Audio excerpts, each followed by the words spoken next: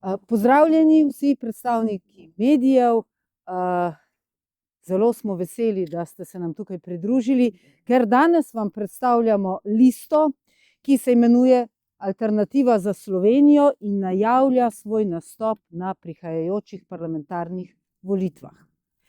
Mi tukaj prisotni dokazujemo, da je možno povezovanje kljub manjšim razlikam, kajti te razlike nas nikakor ne ločujejo, ampak nas samo še bolj bogatijo. Tu smo za vse tiste, ki čutijo, da obstoječi politiki, levo, desni, sredinski, ni pravzaprav nobene alternative. Da prav vse te politike služijo istemu gospodarju. Mi pa bomo tukaj postavili Slovenijo na prvo mesto. Mi ne bomo delali za interese ne ZDA, ne NATO, ne Izraela, ampak bomo postavili na prvo mesto interese naših državljank in državljanov, delavca, kmeta, umetnika, mladostnika, študenta, upokojenca. Skratka, vsa sredstva, ki se nespametno zapravljajo za tuje vojne, bomo usmerili v blaginjo naših ljudi in tako spodbujali vsestransko samooskrbo. V Alternativi za Slovenijo se dosledno zavzemamo za mir in za politiko neuvrščenosti. Odpravo vseh sankcij in gospodarskih blokad, ki najbolj škodijo ljudem tistih držav in posledično močno tudi nam samim, Evropejcem. Skratka, zato je pomembna točka našega programa tudi gospodarsko približevanje državam BRICS-a. Sloga in blaginja, to je naše vodilo. Tukaj združujemo stranke, gibanja in posameznike, ki si delimo skupne vrednote. Zajemamo stranko za zdravo družbo brez obveznega cepljenja, stranko Nič od tega, z nami je tudi Kajtimir Kunc, član civilne iniciative za upokojence, Tomaž Uštar, gibanje Naprej, ter društvo TRS, ki pa združuje bivše člane stranke TRS, ki je po združitvi z IDS v stranko Levica izginila. Vesela sem, da so še vedno ostali na pravi liniji in danes tukaj stojimo skupaj. Preden pa dam besedo predstavnikom vseh teh organizacij, pa naj izkoristim še priložnost, da povabim vse posameznike in organizacije, ki vidijo v nas alternativo, ki ji lahko zaupajo in delijo podobne vrednote z nami, da se nam pridružijo. Kakršnakoli asociacija z AfD je zgolj zlonamerna. Kajti, zakaj bi pa samo desnica imela svojo alternativo, če jo ima lahko tudi levi pol? Hvala, predajam besedo udeležencem. Lep pozdrav vsem skupaj, moje ime je Žiga Pavšič, sem predsednik društva TRS in kot je kolegica že povedala, nastopamo na tej skupni listi. Pripravljamo oster boj proti sistemski korupciji in skrb za dobro delovanje države in vseh javnih institucij. Tako v Evropi, kot tudi v Sloveniji, vlada korupcija verjetno bolj kot kdajkoli prej. Ljudje živijo vedno težje, ekonomske in politične elite pa bogatijo še bolj. Za ta cilj ne izbirajo sredstev. Korupcija, kriminal, celo vojna ni ovira. Evropsko komisijo vodi ženska, ki je svojo koruptivnost že pokazala kot obrambna ministrica Nemčije, nato pri cepivih in zdaj bo poskrbela za bogatenje vojaškega lobija. Naše vlade, leve in desne, poslušno prikimavajo. To se mora nehati. Z dosledno kazensko politiko in uvedbo trajnostnih gospodarskih ukrepov se je treba spopasti s pojavom divjega neoliberalizma, ki se je v državi tako močno razpasal, da resno posega v dobrobit vseh državljanov in državljank. Obenem pa sistemsko ogroža vse družbene dejavnosti, od javnega zdravstva in izobraževanja do gospodarstva. Vse pogostejše neupoštevanje zakonodaje ogroža tako mlade in upokojence kot delovno aktivno populacijo, zaradi ignoriranja okoljskih standardov, pa tudi okolje in zdravje vseh prebivalcev Republike Slovenije. Zahtevamo učinkovitost, operativnost in življenjskost zakonodaje pri zasegu nezakonito pridobljenega premoženja.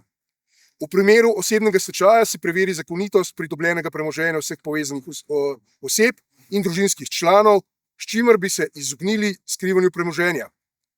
Za obdobje 5 koledarskih let se prepove ustanavljanje podjetij, zasedanje vodilnih položajev, zasedanje položajev v nadzornih odborih drugih podjetij, vsem, ki so bili udeleženi kot odločevalci, lastniki ali odgovorne osebe, podjetja oziroma podjetij, katerih stečaj je bila posledica koruptivnih ali drugih protizakonitih dejanj. Prav tako je nujna kadrovska in materialna okrepitev javnih služb za identifikacijo in pregon korupcije, obenem pa uveljavitev visokih standardov integritete in pregon navzkrižja interesov pri imenovanju nosilcev javnih funkcij. Toliko z moje strani, za vprašanje bom pa potem kasneje na razpolago. Hvala.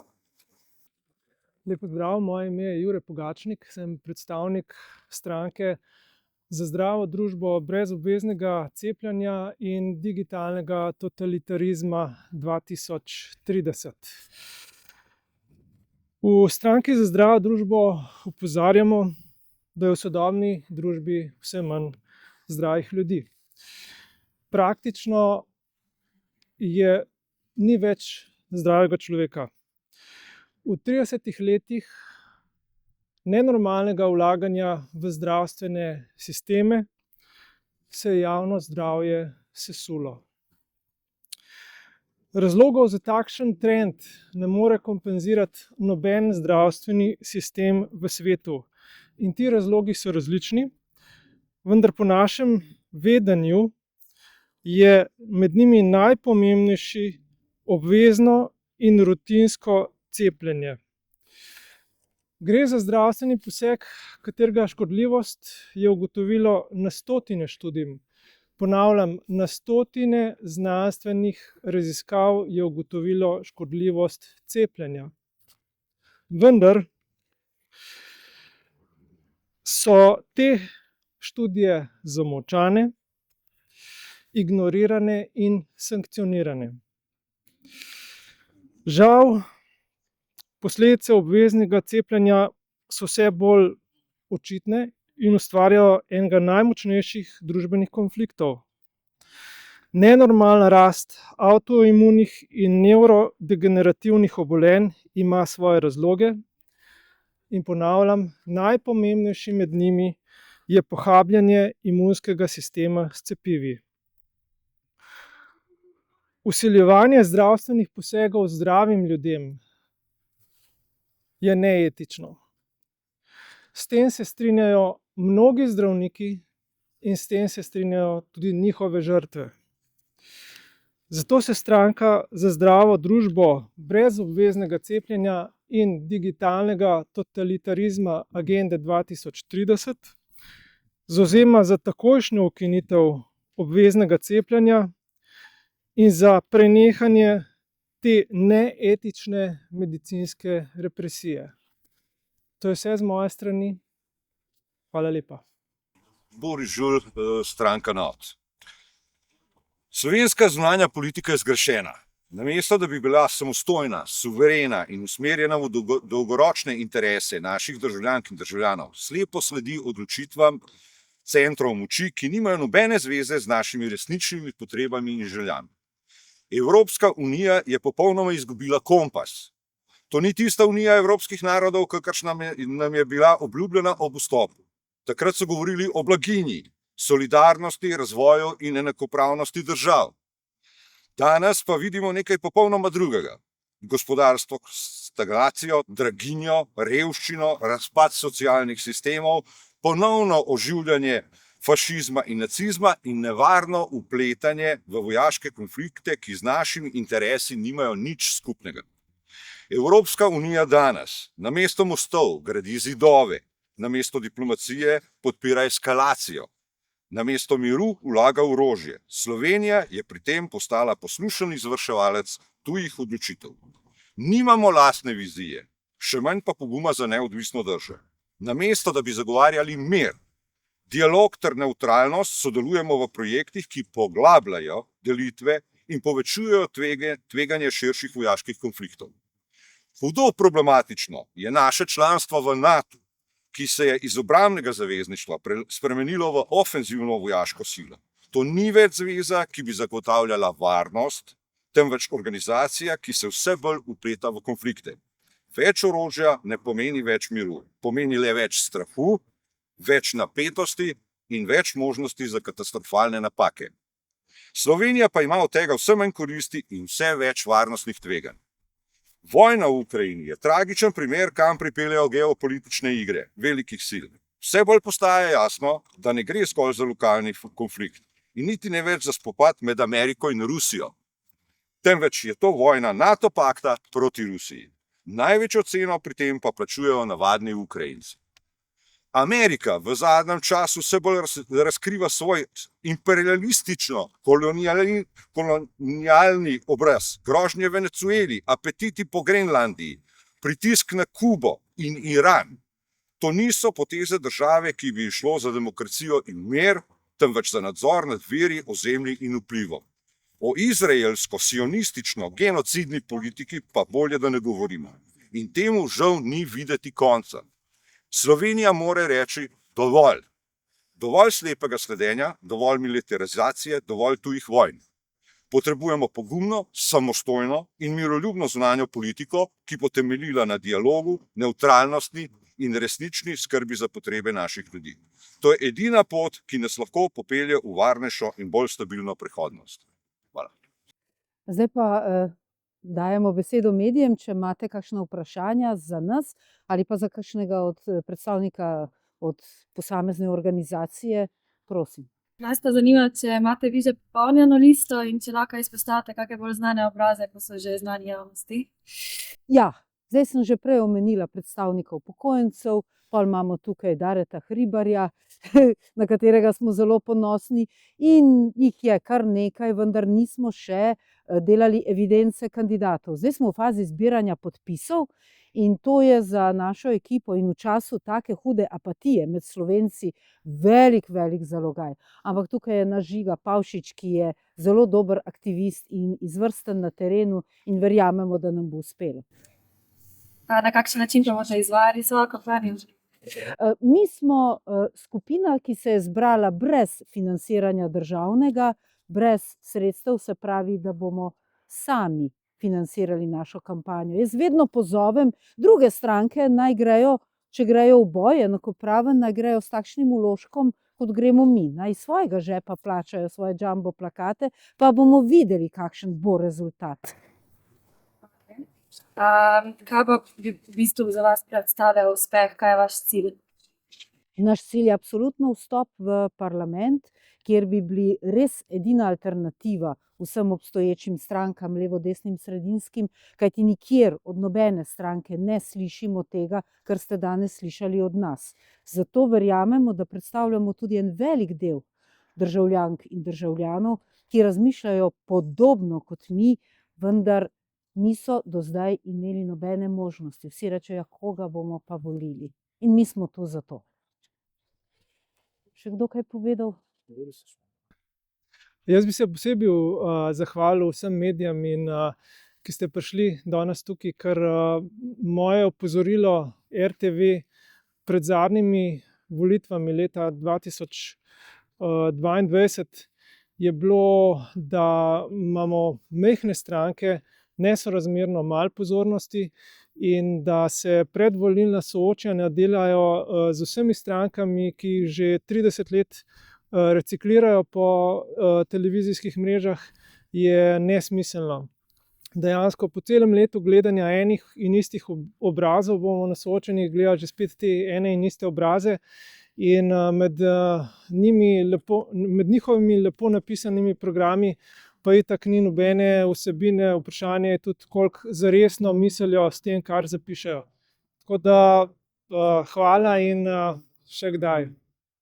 Jaz bi samo eno stvar dodal, da so kolegi že povedali, in bi posebej poudaril eno stvar. Slovenija je svojo suverenost po zaslugi ljudi, ki so v parlamentu ta trenutek, pa ni pomenilo, so levi ali desni, je svojo suverenost že predala drugam. na druge inštitucije in druge organizacije. Lejte, 22. marca so volitve, tako, drži. Upamo na najboljši rezultat. Ampak to ne pomeni, da je s tem konc. Ker takrat se bo boj šele začel.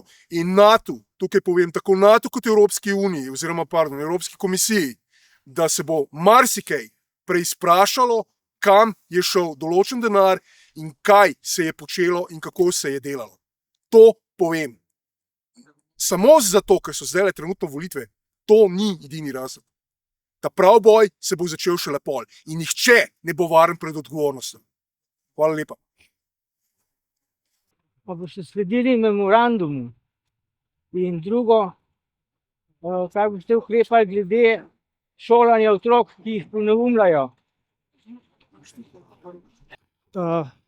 Moj odgovor glede memoranduma je, memorandumov v Sloveniji je nastal v zadnjih dobrih 30 letih en kup in skratka iz vsakega memoranduma bomo vzeli najboljše in sledili bomo najboljšim stvarem v vseh memorandumih. Tako da to je, kar se tiče z moje strani. Predvsem pa je tisto, za kar smo mi tukaj, je to, da se te dobre stvari iz množice memorandumov in tako rekoč glasbenih želja vpeljejo v prakso. Kaj pa glede šolanja? Stranka za zdravo družbo absolutno podpira šolanje na domu, če je za tem vprašanjem ta odvzem otrok in sankcije, in obsoja vsakršno vmešavanje oblasti v šolanje na domu in v pravico staršev, da sami izobražujejo svoje otroke. Jaz odgovorim še na to vprašanje. Mislim, da se tukaj bojo tudi strinjali naši kolegi. Glejte, vzgoja otrok, šolanje otrok je ena od poglavitnih nalog vsake družbe. In tako v društvu TRS, tudi pri kolegih, absolutno podpiramo to, da imajo otroci na razpolago najboljše možnosti za izobraževanje, vse do univerzitetnega izobraževanja. Vendar je nekaj treba povedati. Deloma je odgovornost tudi na starših. Zavedati se je treba, da je šolanje, da je vzgoja otrok, šolanje otrokova pravica. Ne pravica staršev in ni vse samo na starših. To je pravica otrok, na starših pa je dolžnost, da poskrbijo za čim boljšo izobrazbo svojih otrok. Hvala.